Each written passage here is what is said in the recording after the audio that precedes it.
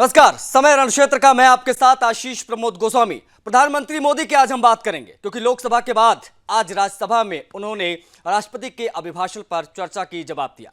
प्रधानमंत्री मोदी ने राज्यसभा में राष्ट्रपति के अभिभाषण पर धन्यवाद प्रस्ताव के जवाब में कहा कि राष्ट्रपति ने न केवल देश की उपलब्धियों पर विस्तार से प्रकाश डाला बल्कि आगे की दिशा भी स्पष्ट की। उनका अभिभाषण प्रेरणादायक, प्रभावशाली और भविष्य की कार्य योजना के लिए एक मार्गदर्शक रहा। प्रत्येक व्यक्ति ने इसे अपनी समझ के अनुसार ही व्याख्या इसकी की। प्रधानमंत्री ने सबका साथ सबका विकास के सिद्धांत पर चर्चा करते हुए कहा कि यह केवल एक नारा नहीं बल्कि हम सभी की जिम्मेदारी है। हालांकि कांग्रेस से इसकी अपेक्षा करना बेमानी है क्योंकि यह उनकी सोच और कार्यशैली के अनुकूल नहीं है। उन्होंने कहा कि कांग्रेस जैसा बड़ा दल एक परिवार विशेष पर केंद्रित और समर्पित हो चुका है, इसलिए समावेशी विकास उनके लिए संभव ही नहीं है। मोदी ने कांग्रेस को जमकर घेरा, राजनीतिक मॉडल पर प्रहार किया, कहा कि उनके लिए फैमिली फर्स्ट सर्वोपरि रहा है, जबकि उनकी सरकार नेशन फर्स्ट की नीति पर अडिग है और शुरुआत से ही हमारे लिए राष्ट्र प्रथम है, ऐसा प्रधानमंत्री कहते दिखाई दिए।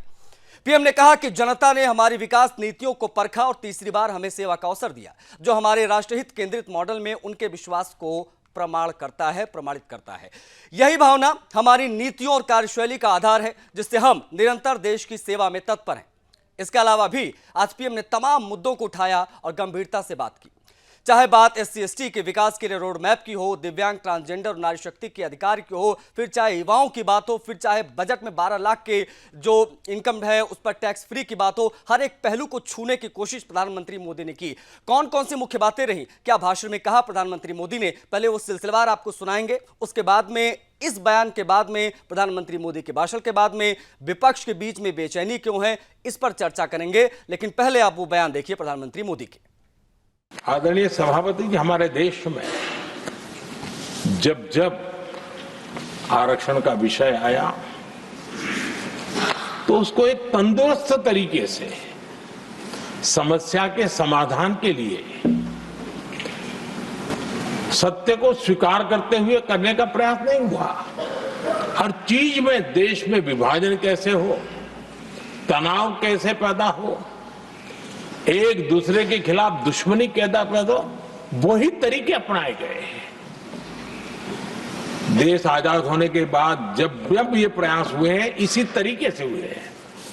पहली बार हमारी सरकार ने एक ऐसा मॉडल दिया और सबका साथ सबका विकास के मंत्र की प्रेरणा से दिया कि हमने सामान्य वर्ग के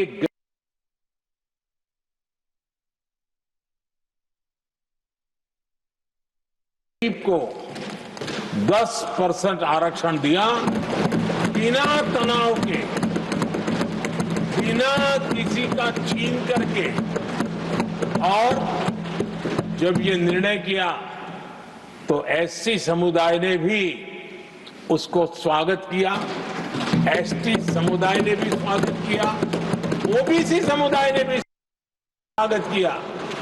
किसी को भी पेट में दर्द नहीं हुआ क्योंकि इतना बड़ा निर्णय, लेकिन करने का तरीका था सबका साथ सबका विकास, और तब जाकर के बहुत ही स्वस्थ शांत तरीके से पूरे राष्ट्र ने इस बात को स्वीकार किया। आदरणीय सभापति जी, सत्ता सुख के लिए, शाही परिवार के अहंकार के लिए इस देश के लाखों परिवारों को तबाह कर दिया गया, देश को जेल खाना बना दिया गया।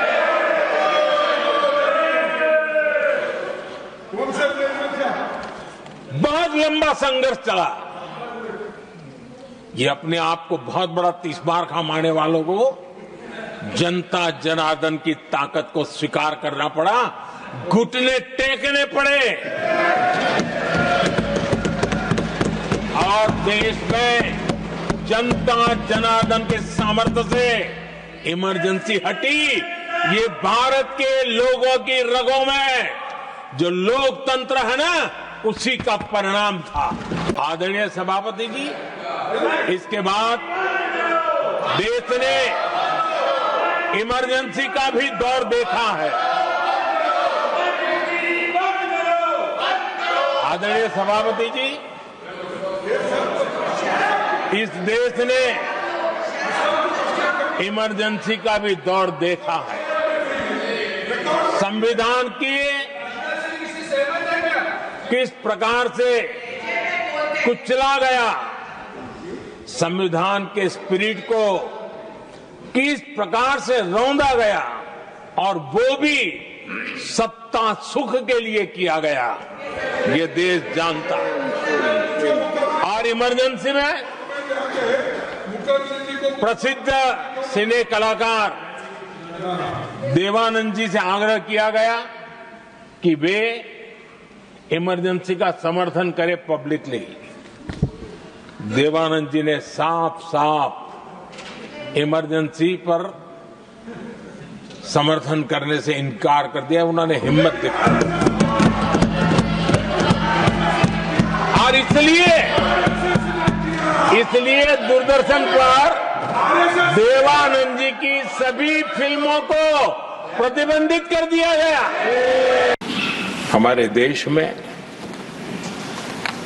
दिव्यांगों की कभी सुनवाई जितनी मात्रा में होनी चाहिए थी नहीं हुई। जब सबका साथ सबका विकास का मंत्र होता है ना, तब मेरे दिव्यांग जन भी उस सबके कैटेगरी में होते हैं, और तब जाकर के हमने दिव्यांगों के लिए आरक्षण का विस्तार किया, दिव्यांगों के लिए सुविधाएं उपलब्ध हो, इसके लिए मिशन मोड में काम किया। दिव्यांगों के कल्याण के लिए अनेक योजनाएं बनाई, लेकिन योजनाओं को लागू भी किया। ये इसके कारण इतना ही नहीं, आदरणीय सभापति जी, ट्रांसजेंडर कम्युनिटी के अधिकारों को लेकर के हमने उसको कानूनी रूप से उसको पुख्त करने के लिए प्रामाणिकता पूर्वक प्रयास किया।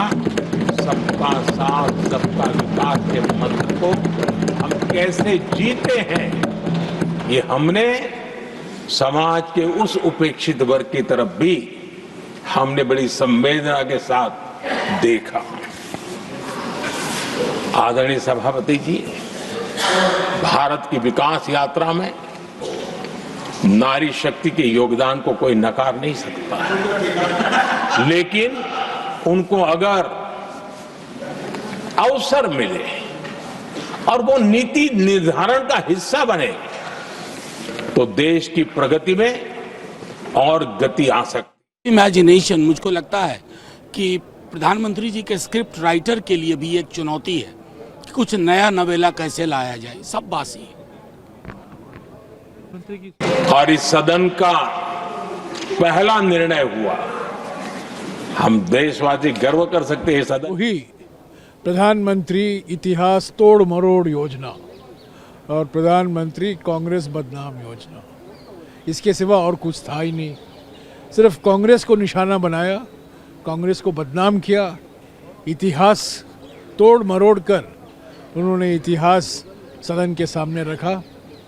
तो और क्या कहना है इनके बारे में, कुछ ये चुनावी भाषण था, ये जनसभा को जो संबोधित कर रहे थे, जो बोलते हैं ऐसे ही बोलते रहे।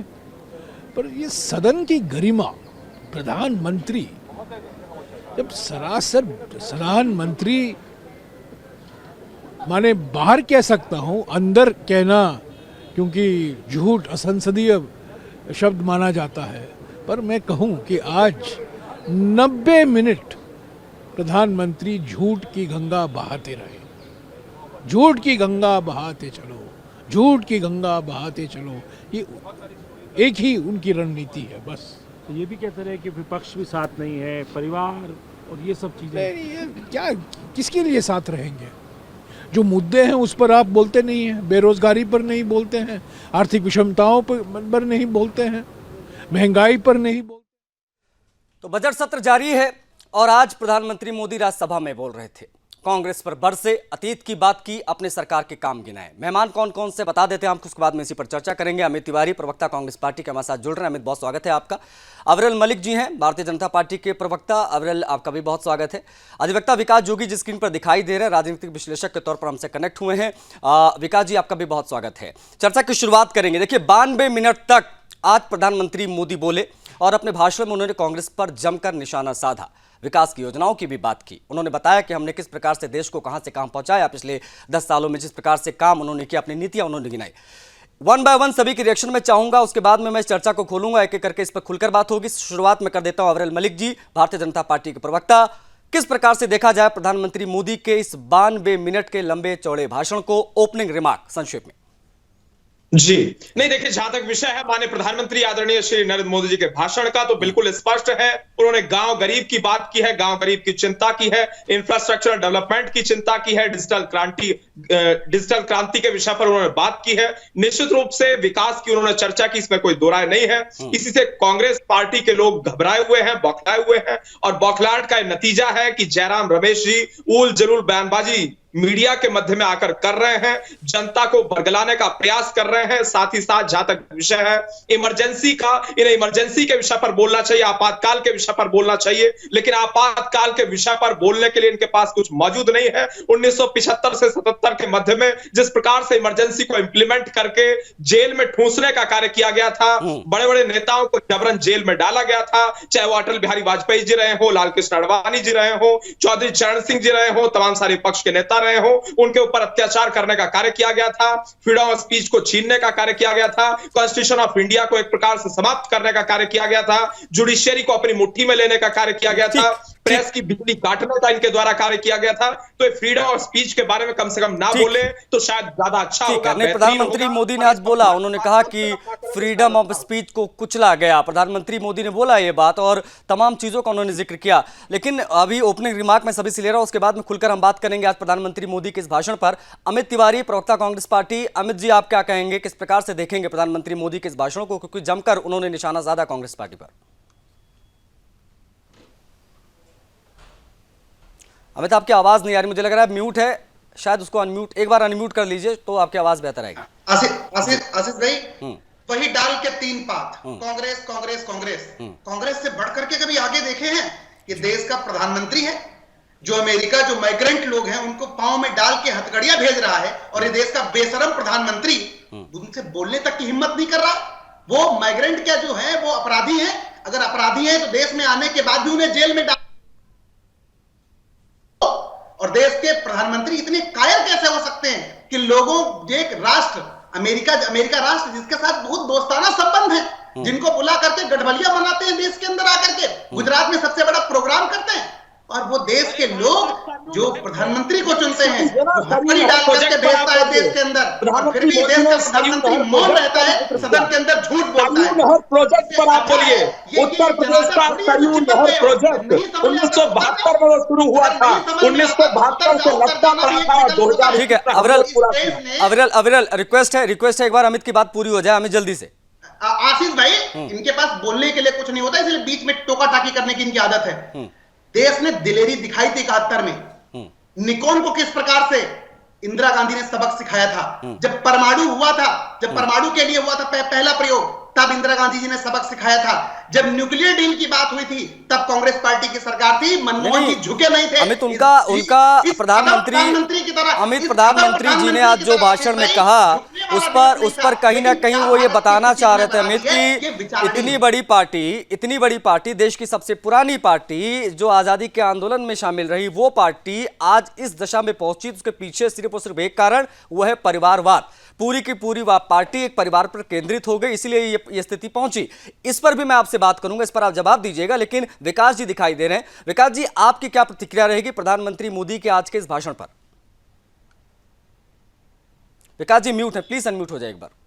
मोदी जी का पूरा भाषण मैंने सुना था, एक अच्छा उद्बोधन था उनका, ये मैं मानता हूँ, लेकिन हमको ये भी मानना पड़ेगा गोस्वामी जी, अब हम कब तक लकीर के फकीर बने रहेंगे? हम कब तक इमरजेंसी को करे, इमरजेंसी का मुद्दा लेकर ही हम आगे तक काम कैसे कर पाएंगे? जहाँ उन्होंने एक विषय छेड़ा था, मैंने बहुत गौर से सुना उसका, संविधान, कि विपक्ष के लोग संविधान की कसम, संविधान को लेकर घूमते हैं। तो क्या कहीं तुमने ऐसा देखा है? संविधान तो ये भी बोलता है कि एक ही परिवार के 3 सांसद एक ही संसद में कैसे हो सकते हैं। उन्होंने कहीं ना कहीं गांधी परिवार पर एलिगेशन लगाया। उनको ये चीज की चिंता नहीं होती कि क्या किसी SC या ST परिवार के भी कोई व्यक्ति एक ही परिवार के 3 सांसद हो, या हमारी तो 3 ही सांसद क्यों होंगे? ये चीजें भी कहीं अच्छी लगी। लेकिन आपको तिवारी जी थोड़ा आप कांग्रेस को भी ये सोचना पड़ेगा कि कुछ गलतियां तो आपसे हुई हैं। राजीव गांधी जी प्रधानमंत्री थे, वो ये बोलते थे कि जब 1 रुपया मेरे पास से जाता है और जनता के पास पहुंचते पहुंचते 15 पैसे रह जाता है, यानी कि देश का प्रधानमंत्री खुद ये बोल रहा है कि 85 पैसा बीच में न जाने कहाँ गायब हो जाता है। तो ये कहीं ना कहीं तो कुछ खामियां रही हैं आप लोगों की। और रहा इसका अमेरिका वाला विषय, उसको थोड़ा गहन चिंतन करिए आप लोग कि वो अप्रवासी लोग थे जो वहां से निकाले गए। अब इसी चीज को लो तो भारत देश के सरकार, वर्तमान सरकार भी CAA NRC पर बात करती है, जिसको लेकर आप सब लोग एकजुट हो जाते हो, उसका विरोध करते हो। आप उसका विरोध क्यों करते हो? NRC का संवेदनहीन हो सकते हैं? नहीं, आप NRC का विरोध क्यों करते हो? आप NRC का विरोध क्यों करते हो? आप बताओ। कोई विरोध नहीं करता है। आप बताओ, अगर कोई राष्ट्र हमारे दूतावास भी तो है, हमारे दूतावासों को तो NRC की बात होगी, नहीं, जब भी NRC की बात हुई है तभी उसमें नहीं।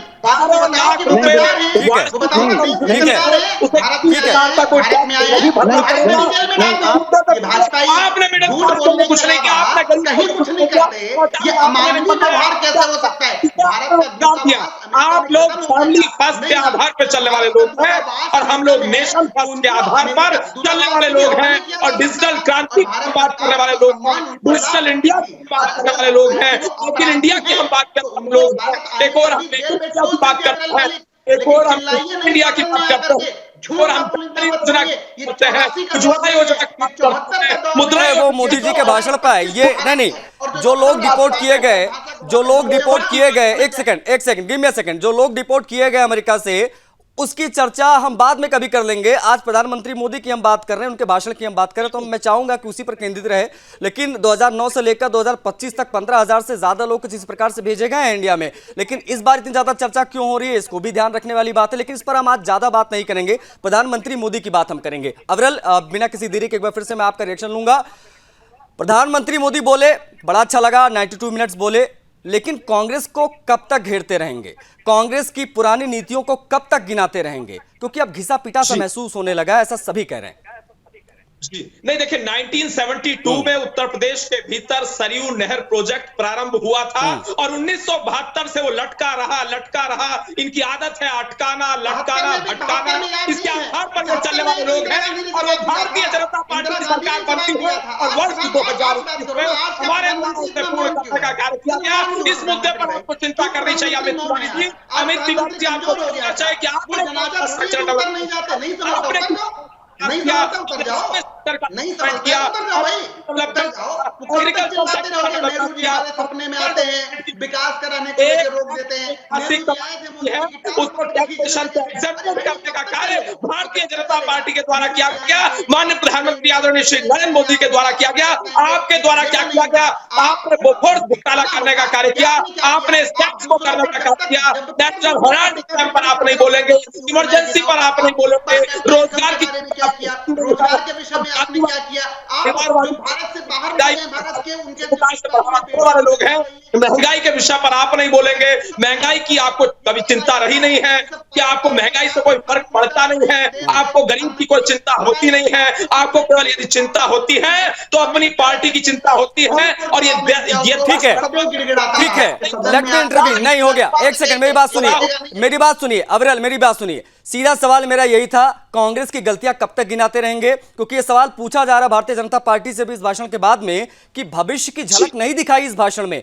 आप वापस इमरजेंसी के दौर में चले गए। आप 1947 से लेकर 2014 तक आपने सारी बातें कर दी, भविष्य की योजनाओं पर चर्चा नहीं हुई। प्रधानमंत्री का जो विजन है वो भविष्य के प्रति दिखाई नहीं दिया। उस पर बात कब करेंगे? कब तक कांग्रेस, कब तक इमरजेंसी? ये सवाल। भाषण में 3 चीजें नहीं, देखिए इस भाषण में 3 चीजें अहम रही। नंबर 1, तुलनात्मक अध्ययन नंबर 2, रिपोर्ट कार्ड देना जनता के मध्य में, रिपोर्ट कार्ड स्पष्ट रूप से रखा गया अपनी सरकार का माननीय प्रधानमंत्री जी के द्वारा। नंबर 3, फ्यूचर प्लान, हमने फ्यूचर प्लान की बात की, इनकी सच्चाई को भी जनता के मध्य में रखने का कार्य किया, क्योंकि तुलनात्मक अध्ययन होना लोकतंत्र में आवश्यक है, लोकतंत्र की प्राथमिकता है और उसके आधार पर ही भारतीय जनता पार्टी चलती है और वोटर्स भी चलते हैं, क्योंकि जब कोई व्यक्ति वोट डालने के लिए निकलता है तो इसी आधार पर वो तय करता है कि कौन सी पार्टी ने कितना कार्य किया।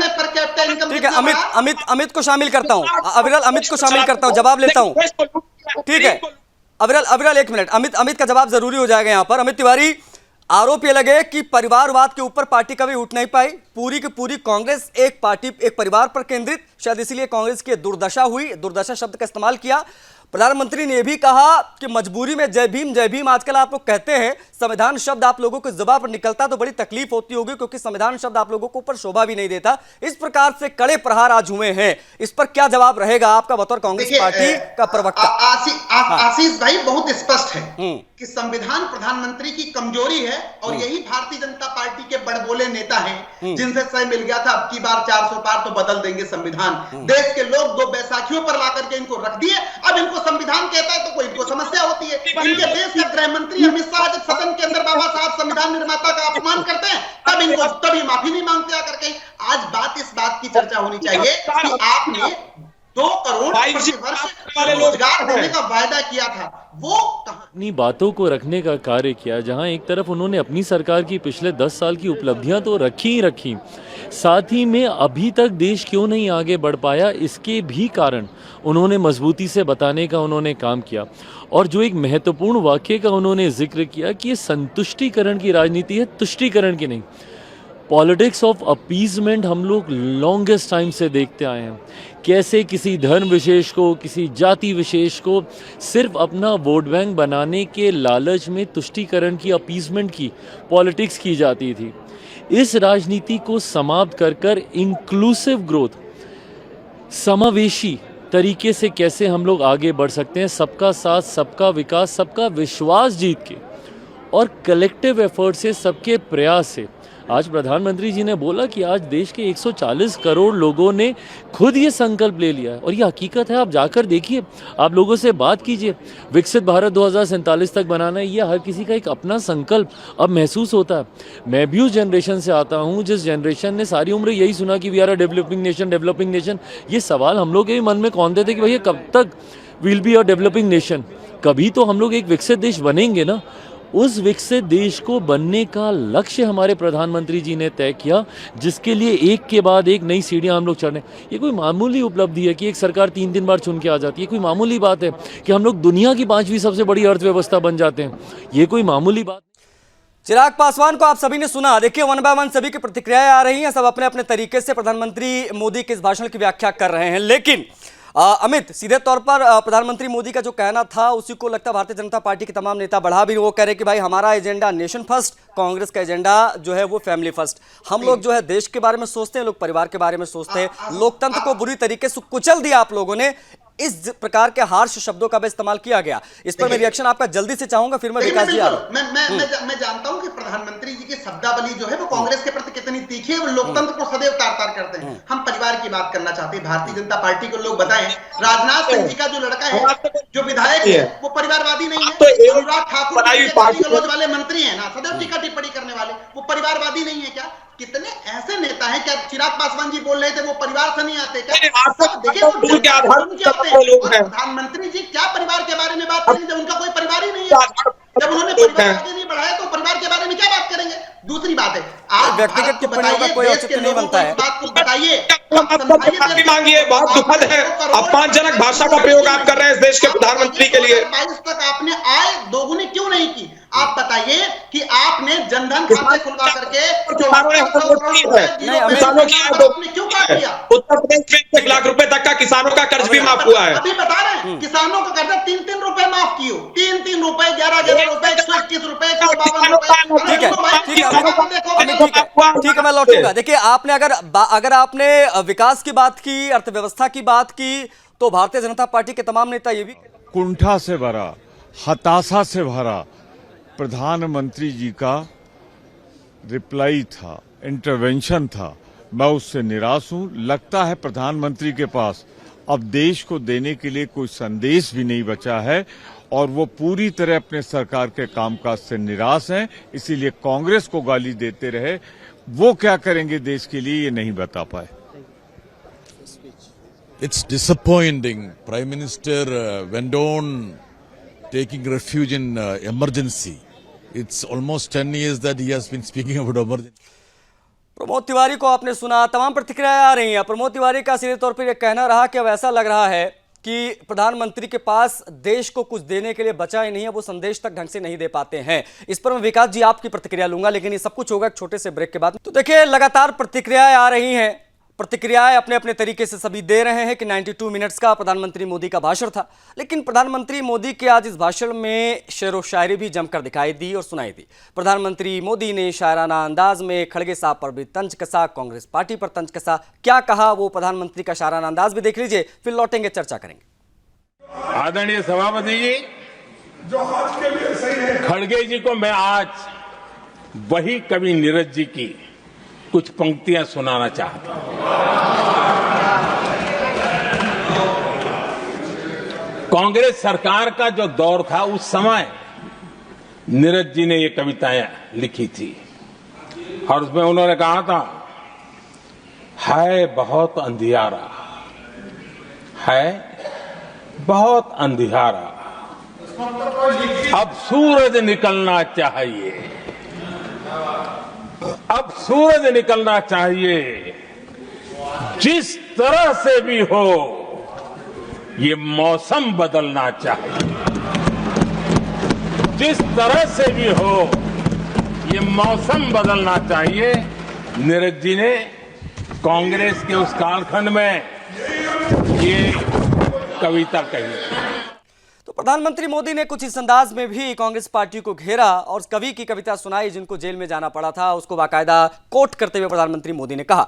लेकिन प्रधानमंत्री के इस भाषण पर जो प्रतिक्रिया आ रही हैं उसकी हम बात करेंगे, उस चर्चा को एक बार पुनः हम आगे बढ़ाएंगे। अमित आप हैंड रेज कर रहे हैं, मैं लौटूंगा, लेकिन विकास जी से ज्यादा बातचीत नहीं हो पाई। विकास जी, जिस प्रकार से कांग्रेस के तमाम सीनियर लीडर्स अब इस भाषण को डिकोड कर रहे हैं, वो कह रहे हैं कि अब प्रधानमंत्री मोदी जी के पास कुछ अच्छा संदेश भी नहीं बचा है कि वो अपने देश के लोगों को दे पाएं। प्रधानमंत्री मोदी का जो स्क्रिप्ट राइटर है, शायद वो भी इमरजेंसी के आगे नहीं बढ़ पा रहा है। इस प्रकार की टिप्पणियां हो रही हैं, लेकिन प्रधानमंत्री मोदी ने अतीत के अलावा भी भविष्य की बातें की हैं, उसकी बात नहीं हो रही है। इस पर आपके रिएक्शन? गोस्वामी जी, अभी आपने बोला, मैं उसको आगे बढ़ाऊंगा, लेकिन मेरे को एक दो लाइन याद आ रही है एक शायर की, कि हम किसी भी उम्र में मिल सकते हैं गालिब, हमारी हिस्से की मोहब्बत बचा के रखना। तो कांग्रेस के साथ इमरजेंसी बिल्कुल इस तरीके से जुड़ी हुई है कि इसको ये बिल्कुल झुठला नहीं सकते।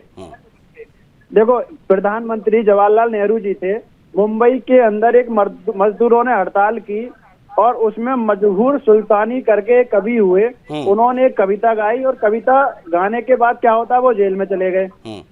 बलराज साहनी जी का भी यही जिक्र है, लता मंगेशकर के जी के भाई भी यही स्थिति है, वो भी जेल में गए आपातकाल में। देवानंद जी को आपातकाल का समर्थन करने के लिए बोला गया, उन्होंने विरोध किया, उनको भी जेल जाना पड़ा। किशोर कुमार जी को ले लो, जो देवानंद जी, किशोर कुमार जी को अगर देखा जाए, उनके गानों को आज भी लोग एक बड़े अच्छे भाव से सुनने का प्रयास करते हैं, उन लोगों को जेल जाना पड़ा। किस कारण से? कांग्रेस के कारण से। अब हम इस बात को झुठला तो नहीं सकते। नहीं, हम नहीं झुठला सकते विकास जी, लेकिन कहा जाता है ना कि जो बीत गई वो बात गई, उसको कब तक खींचेंगे। अब ये देश का जो नया समय है, अब हम 2047 की बात करते हैं, विकसित भारत की बात करते हैं। अब 47 में जाने का क्या मतलब है? उस समय की बातों को अब पूरे देने का क्या औचित्य है, ये जरा समझाइए। वो मैं आप बिल्कुल ठीक बोल रहे हैं आप। हम नहीं, उसे ज्यादा हमको लंबे समय तक आपातकाल को भी नहीं लेके चलना चाहिए, लेकिन जब संविधान को चलने की बात आएगी, जब देश की राष्ट्रपति को हमारे राहुल गांधी जी उनके भाषण को बहुत बोरिंग भाषण बोलेंगे, तो इन चीजों से एक मैसेज गलत जाएगा समाज में। हमको खुद सोचना चाहिए क्या करना चाहिए। अच्छा, हम संविधान की बात करते हैं, हम संविधान लेके हर जगह जाते हैं। अभी तिवारी जी ने एक बात बोली थी कि राजनाथ सिंह जी के सुपुत्र विधायक है, तो मुझे शायद दूर दूर तक ये नहीं लगता कि किसी अन्य पार्टी में एक ही परिवार के 2 या 3 लोग सांसद या विधायक होंगे। तो इस चीज को भी हमें देखना चाहिए। हमें सारी चीजें एक सामंजस्य बनाकर करनी चाहिए, लेकिन आज मैं ना तो मोदी जी के भाषण की समर्थन करूंगा, ना ही उनका विरोध करूंगा, लेकिन ये है कि उनको भाजपा को भी अब इमरजेंसी को बहुत लंबे समय तक नहीं खींचना चाहिए। ठीक है, ठीक है, भाजपा को भी इमरजेंसी को लंबे समय तक नहीं खींचना चाहिए। आज की जनता पुरानी बातों को लंबे समय तक नहीं चल पाएगी। ठीक है, एक मिनट अविरल, आप परिवारवाद पर बोलिएगा, लेकिन आज प्रधानमंत्री मोदी ने एक महत्वपूर्ण लाइन इस्तेमाल की। उन्होंने कहा कि शाही परिवार की गलत नीतियों की वजह से हिंदुओं को बहुत कुछ सुनना पड़ा, हिंदुओं को बदनाम किया गया, हिंदुओं को परेशान किया गया। इस शब्दावली का क्या मतलब था, क्या अर्थ था? जरा अगर आप कुछ बताना चाहें तो। मैं आ रहा हूं विकास, जल्दी से अविरल इस पर। जी नहीं, देखिए, भगवान श्री राम को काल्पनिक कह देते हैं, भगवान श्री राम का अपमान करते हैं और किस प्रकार से वहां के न्योते को भी ठुकराने का कार्य करते हैं, साथ ही साथ किस प्रकार से प्राण प्रतिष्ठा का भी अपमान करते हैं। और उसके साथ साथ जहां तक विषय है, उत्तर प्रदेश का समाजवादी पार्टी के साथ गठबंधन में है। समाजवादी पार्टी वो पार्टी है जिस पार्टी के शासनकाल में निहत्थे राम भक्तों के अमित सरकार की नाकामी के लिए हिंदुओं को गाली सुननी पड़ी उस समय, ये कहा गया है। हिंदुओं का सबसे ज्यादा अपमान इस भाजपा सरकार और नरेंद्र मोदी ने किया है। कैसे? कैसे? कुंभ में भगदड़ हुई। कैसे किया? ऐसे ही कहने से। राम मंदिर निर्माण हमारे शासनकाल में हुआ, 335 से हमारे शासनकाल में समाप्त हुआ, और ये क्या है, हमने अपमान कर दिया। लोगों के प्रति शोक संवेदना व्यक्त नहीं करता है। नहीं, क्या धार्मिक हिंदू हो सकता है? ठीक है अमित, लेकिन आज चलिए हम इस बात को मान भी लेते हैं, हम इस बात को एक्सेप्ट भी कर लेते हैं, मान लीजिए गाहे बगाहे कि प्रधानमंत्री मोदी को अब पुरानी बातों को ज्यादा रिपीट नहीं करना चाहिए। मुझे लगता है सब इससे सहमत भी होंगे। लेकिन जो फैक्ट्स उन्होंने गिनाए उसमें उन्होंने क्या गलत कहा? उन्होंने अगर कहा कि आप लोगों ने कवि को जेल भेजा था, तो क्या यह गलत है? इमरजेंसी का जो धब्बा देश पे लगा है, जिसका जिक्र प्रधानमंत्री मोदी ने किया, क्या ये गलत उन्होंने कहा? जिस प्रकार से परिवारवाद की बात कहते हैं मोदी जी कि पूरा के पूरी पार्टी एक परिवार पर केंद्रित है, क्या वो गलत कहते हैं? नहीं केंद्रित है क्या?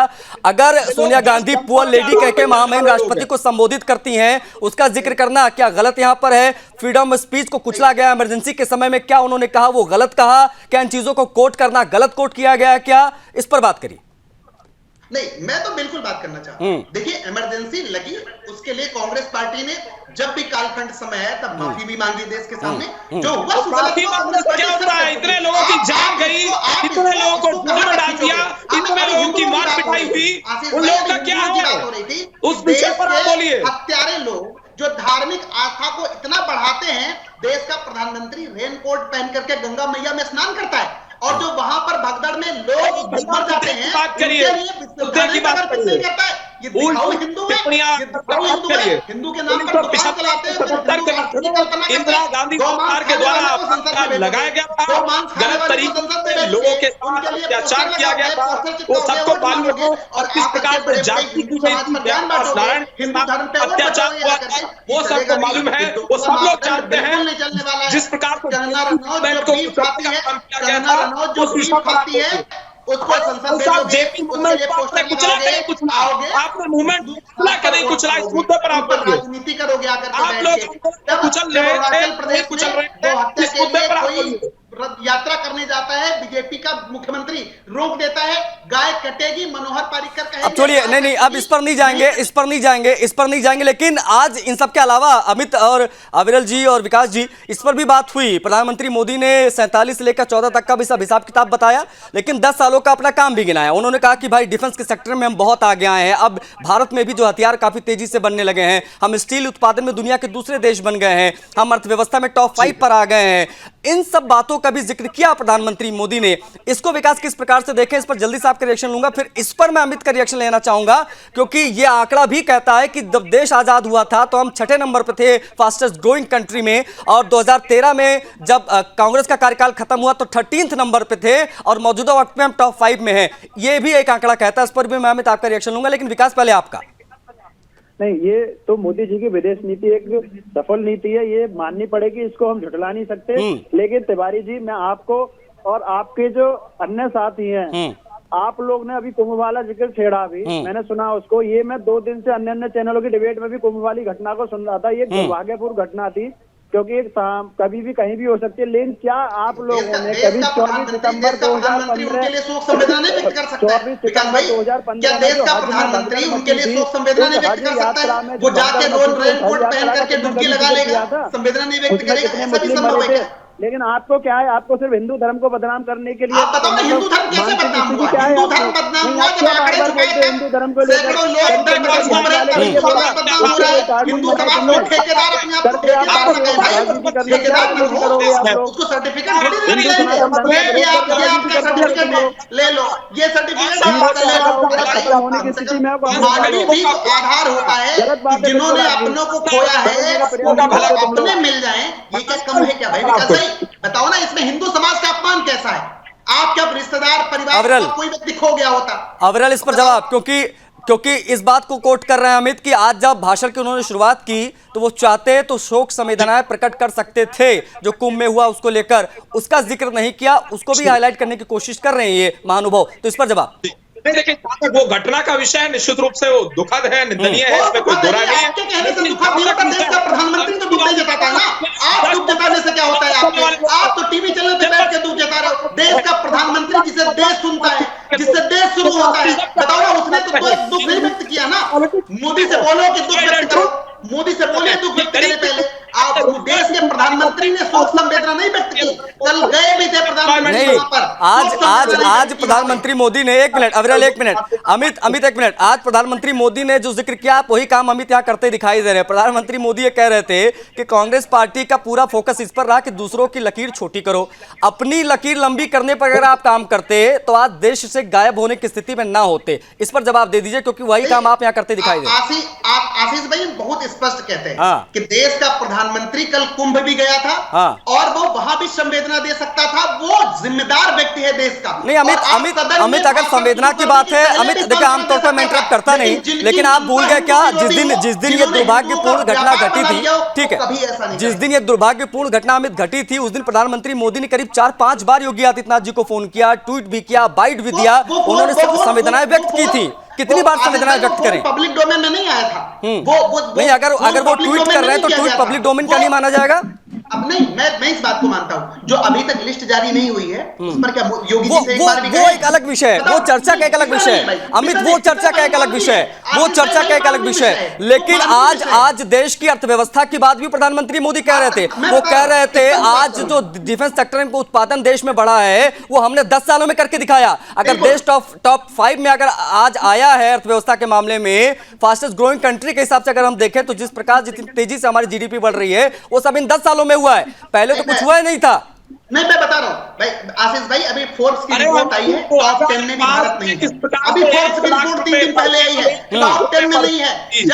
जब मोदी जी 2014 में बने थे ना मुख्य प्रधानमंत्री, तब यही शेरो शायरी पढ़ करके आए थे और 60-62 रुपए पर डॉलर लाए थे, आज 85 रुपए पर डॉलर है। बताइए इसका जिम्मेदार। उन्होंने बताया जो गरीब वर्ग था, जो जिनके ऊपर कभी भी ध्यान नहीं था, ऐसे वर्गों को न्याय देने के लिए माननीय मोदी सरकार ने कितने प्रयास किए हैं, उसके लिए कितना बजट दिया है, इसकी जानकारी दी है।